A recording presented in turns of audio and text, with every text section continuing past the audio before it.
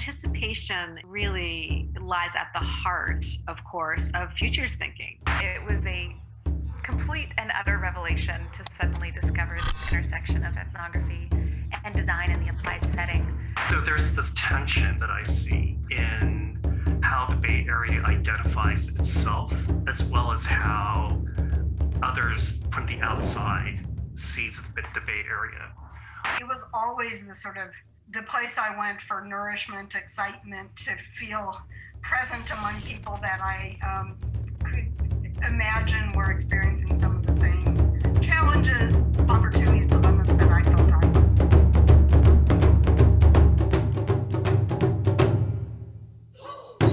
was. Welcome to the EPIC 2021 conference hosted by San Jose and the Bay Area. The EPIC 2021 theme is anticipation. This concept is more than just foresight. It is a way of thinking and engaging with our impacts and the consequences of our work so that we can think about the multiple futures that we can create. We have an opportunity to rethink the impact of our work. In this video, I'll invite you to listen to a variety of practitioners here in the Bay Area as we think about what it means to be part of the EPIC community, to represent the diverse and complex communities of the Bay Area, to think about the nature of anticipation and how it affects our work, and then to challenge us to think about how we can take our work to the next level. As you listen to the fellow members of your community, listen for the joy that they share when they discovered the kind of community that EPIC provides for us. And listen for the optimism, the joy that people feel as they realize that we have created a community in which we can co-create better futures with each other. So, thank you for doing this. I'd like to start out by asking you to talk a little bit about your past history with EPIC. What have you done in EPIC in the past? And you might want to start like, in the past, I participated in EPIC by. So in the past, I participated in EPIC in a wide range of ways.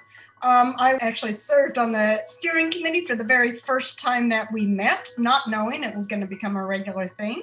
I've been attending EPIC or being loosely involved in it in some way or another since I started my career in design research, which is about 15 years ago. It was just a group of people sitting outside at a cafe in Menlo Park, and some of them I met, some of them I hadn't, and they were just talking about all these fascinating things that they'd taken away from going to EPIC, and I just got really excited for this new opportunities, this new field that I was considering going into. One of the greatest joys of being at the EPIC conference for the first time was just to see all my peers collectively in one place. And for that community, which had been abstract in my head for a long time, really come together in this very concrete, visceral, embodied way. It was a complete and utter revelation to suddenly discover this intersection of ethnography and design in the applied setting. So I was already accessing the community and really feeling inspired and like I'd found my people. And that's a really wonderful feeling when there aren't so many of us who do what we do in the world and really need that support as we navigate challenges that sometimes people have never navigated before.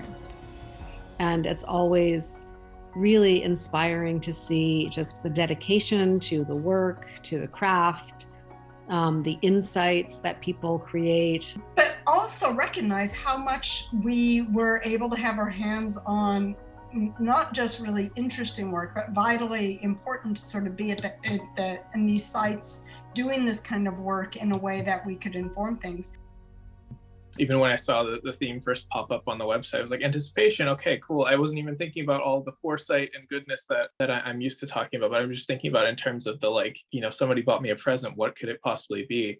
That sort of anticipation was still there, and I still think that is there. I think anticipation also enables adaptation, fluidity, iteration of these blueprints that we are constantly co-creating and designing. And my thinking on this has been really informed by social practice theorists whose studies have shed light on how futures are being made in people's day-to-day activities that are simultaneously mediated by multiple contexts. As you anticipate the future, let's not think about the user, let's start thinking about the use.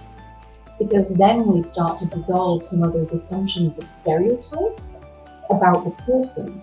We're always thinking about what the use is. And so the user brings in too many stereotypes, but if we actually look to data, then you start to understand where your technology could sit and does sit and could change.